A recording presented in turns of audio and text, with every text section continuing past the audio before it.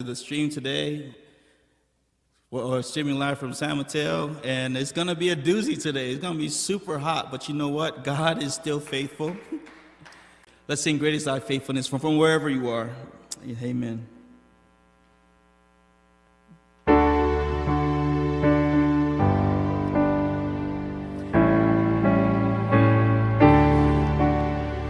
Great is Thy faithfulness, O God, my Father.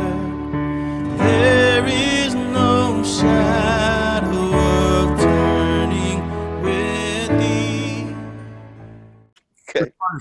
Thanks so much for agreeing to that I have in my class, or just getting into music and sound, and kind of, this is a great way of seeing in real time how it's really done out there in the field. No problem. What was that like, you trying to, figure out which way to go? Well, for me, I'm involved in both. At First Pres, we do live. Right. And after First Pres, I volunteer at some other churches that do pre-recording. And so I've done both. I've been doing both ever since the shelter in place for COVID-19. And I would say that pre-recorded, it's a lot more time consuming because of the pre-production and the post-production work that you have to put into it. Right. When you're pre-recording, you have to worry about lighting, color grading, before getting the camera shots. You have to worry about where to place the cameras. And then post-production, you have to worry about the audio mix and making sure everything's as close to commercial, sounding as commercially close as possible as you can. Yeah, you want a great sound coming out. And so all that from maybe even a half an hour shoot, you could easily add on 4 to 5 hours of work. Right. As opposed to going live, everything's just one and done. And right. So, I think that's been my experience. It's just pre-recording is just a lot more time getting into the technical stuff. And how expensive was it to go live in terms of cameras and? Well, so for our church, we've invested tens of thousands of dollars into our live equipment. And most of that budget has gone to the cameras, the mounted cameras that we use. And just because we have a network of things that we like to do, especially with the shelter in place, the COVID, you're not allowed to have people at the beginning. We weren't allowed to have anyone in person, and so we would have needed a system to where we would allow incoming callers to be a part of the service without being present in the sanctuary. And it was pretty, it was rough at the beginning, but we've gotten used to it. And we wanted some stability in the equipment that we bought. And so the type of cameras that we have now are called PTZ optics. We have 2 of them. They were both of $2,300 each, I would assume. And so, just ranging, just an estimate there. And then the other heavy portion of the budget went into the system that's integrating everything together with the live stream software. And we wanted a super mainframe type computer that could handle all that without lag. And so, So, and then, go ahead. It was a bit of a barrier to entry just with the cost for the structure and for the hardware. Yeah, exactly. And for the other churches that I've been at, they use their phones, and they've created amazing software where you could just connect your phone via Bluetooth or just a simple power cord that hooks up to your computer, and they may do with what they want. But that's enough for their needs. Right. But for the infrastructure that we have at First Pres, we felt like we needed to go a bit on the heavier side just to make sure that we retain the members and make sure that they feel like they're a part of the service, no matter where they're at. So. Okay. Well, maybe the last question is years ago we brought out the Planning Center online and use it quite a bit. Have you found that to be gone to the computer age with the written music, both lead sheets and even actual sheet music has been a benefit? You know what? The first time I heard of Planning Center was when I arrived here at First Pres, Oh and I wow! did a little research of how far back it went, and you were the one who introduced Planning Center to the church. The previous. Planning Center just being so efficient and allowing me to do a multitude of things online. It's just so great for the church community, and I can imagine other. I can see other organizations outside of the church realm using this too. Right. You could archive all your songs online. You could basically just invite volunteers to be on schedule without having to create a Word document or an Excel spreadsheet. Yeah, it just integrates everything that you want to do, from scheduling to music pieces. Yeah, it's just so great. Well, I appreciate it, and I always appreciate your energy and your enthusiasm. No, So look, for those of you in Rich's class, you can catch him at fpcsf.org. Tune into our service. Rich and I will be playing next to each other on November 8th. great.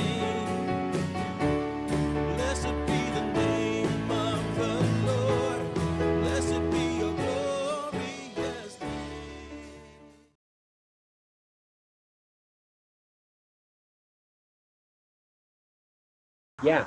Oh, that's a great question. I mean, I think really they say, what is it? They say that necessity is the mother of invention kind of deal. Like, I think really it was all necessity. I mean, I didn't choose it. It chose me. So, when we first shut down, we were like, I mean, because I came to our little church from a mega church we did everything from broadcast to productions, and I oversaw all that.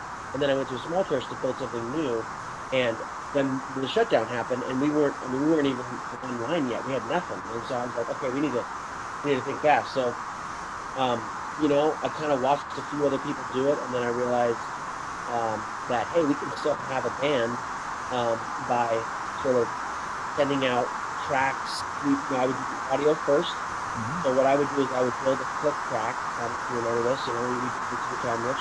And I'd build a click, and then I would bake my voice on top of the click, bounce it, and send it out, and then have other people add their part, and they would video as they were doing the part, and then I would bring their parts back in, mix that, and then after the mix, I would sync it to the video and put all their videos, in little clusters. So yeah, it's funny because there's nothing live about it. It's very, very it's like it's total trickery. But we finally got to the point where I think I feel like we kind of made it feel a little more real, like it was actually happening in real time, which is kind of fun.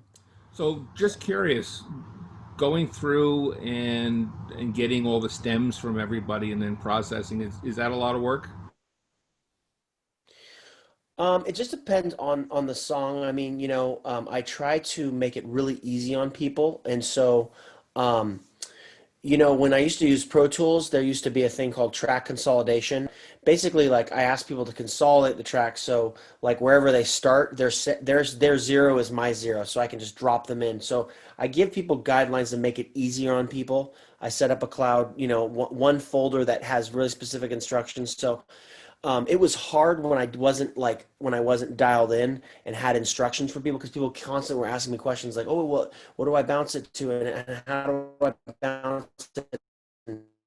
And then what I did is I just wrote out a long list of instructions, and I noticed that it got a lot easier.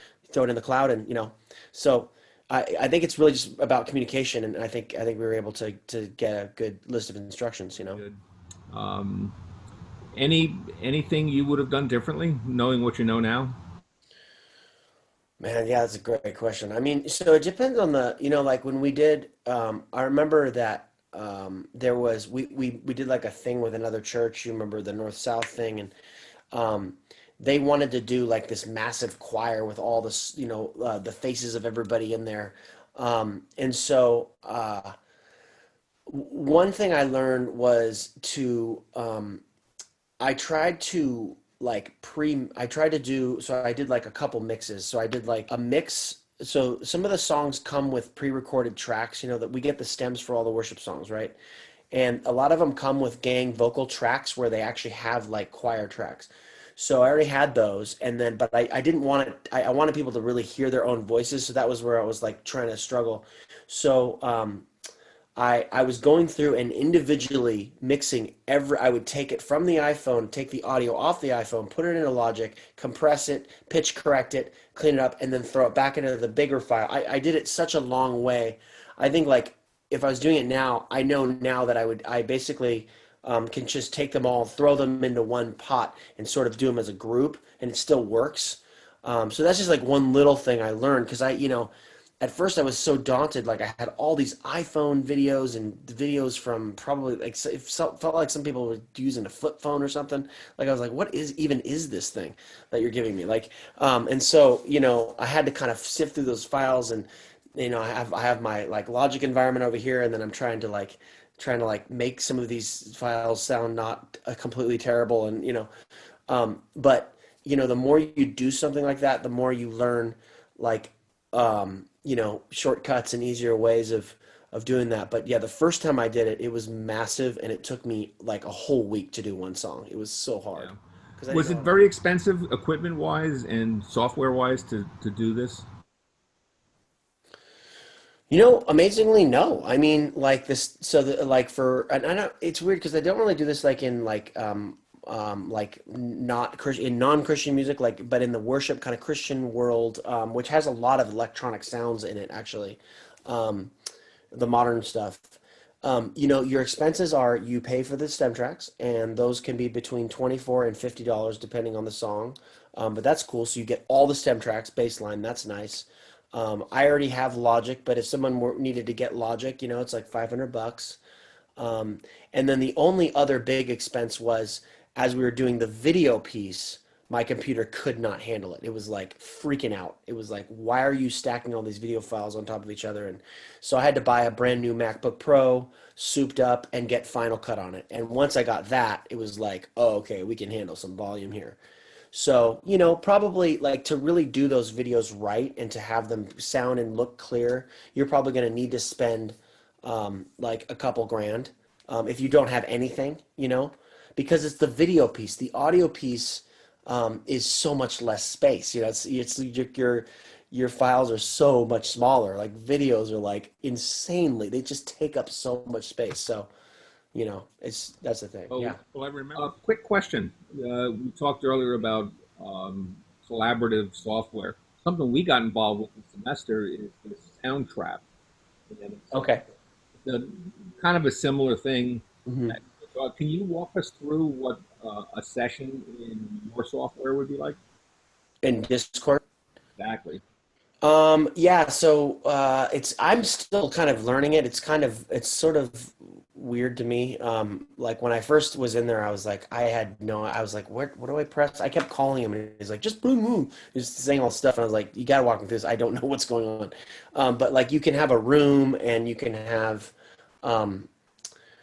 there's lots of different like buttons and stuff. And so, I mean, it just basically is a way for me to see his face and his screen, and for him to see my face and my screen. He set it up, and I actually don't really know.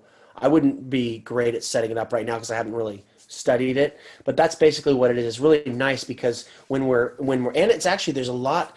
The latency issues are not as bad as even Zoom. I think, like, I feel like even right now we're having latency issues, and with Discord, it's pretty clean. Maybe it's both of our internet connections. I don't know, but it's a really clean, smooth way where, like, I'll be listening to the track, he's playing it back, I'm hearing it in my headphones, and then he's playing his part, and it's almost like we're both in the room. It's really cool.